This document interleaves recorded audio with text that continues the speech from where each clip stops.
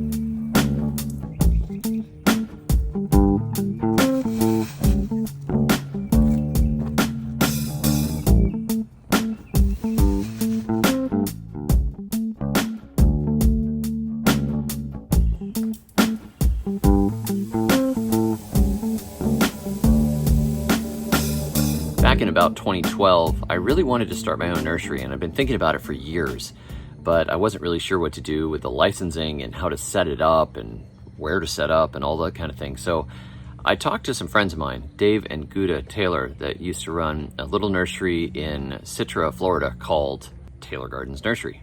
I knew that they did shows. I knew that they had a propagation setup. I had been over there a lot of times and gone shopping for plants. So I said, hey, could I volunteer one day a week and just learn from you and help you, maybe help you set up shows, do propagation and whatever else? And they said, you don't want to get paid? I said, no, I just want to learn. So they said, sure. So for some months, I worked with them and helped them propagate. And one of the things that I discovered was that the nursery method of using a mist house or mist propagation was extremely effective compared to the methods I was using at home. So when I started my nursery here in Lower Alabama, I decided to set up my own mist bench, and I just took some PVC and some mist heads, and I got an electronic timer and a valve that kicks on when the timer says to. And so every 20 minutes for 10 seconds, the little mister heads go on, and that keeps my cuttings from drying out. Now, I take cuttings depending on the plant. This time of year is usually pretty good for some of them. So I've got semi-hardwood cuttings, and then I cut off most of the leaves. I leave a node at the bottom. I dip them in hormone, rooting hormone, but you can use any rooting hormone you get from your local garden center. It works just fine. I cut most of the leaves off so they can not have so many leaves to support. And then I stick them in pure perlite. Now, perlite is a fluffy volcanic rock, and it drains really well, and I just find it very easy to work with. Some people will use a mix of peat and perlite, but I prefer just the pure perlite under the mist heads. And then I just leave them under those misters, and then month after month goes by, and when I feel like they've rooted up well and they're starting to grow out a little bit, I pot them up and I keep them well watered in the shade until they are healthy enough to just move to a regular area and be watered and grow up for eventual sale in the nursery.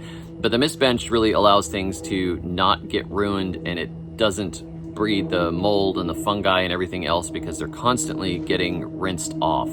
So it's an easy way to propagate, and it takes some setup initially, but allows you to do some plants that would normally be harder. Like I've used gumi and tea and some other things that take a long time, and I always had them rot when I tried to do them in the bin method with a covered bin to make a little greenhouse, and that they just wouldn't take. So here it might take 3 months, 4 months, 6 months, but they often just stay green and sit there because the mist is always washing them, and they're getting some sunshine indirectly, and then eventually they root, and when they root, they go into pots, and then I take care of them, and then I grow them up, and eventually I sell them, sometimes a year or two later. But if you're thinking of doing a setup at home and getting serious about your little backyard nursery, I would recommend taking a few $100 and setting up a mist system.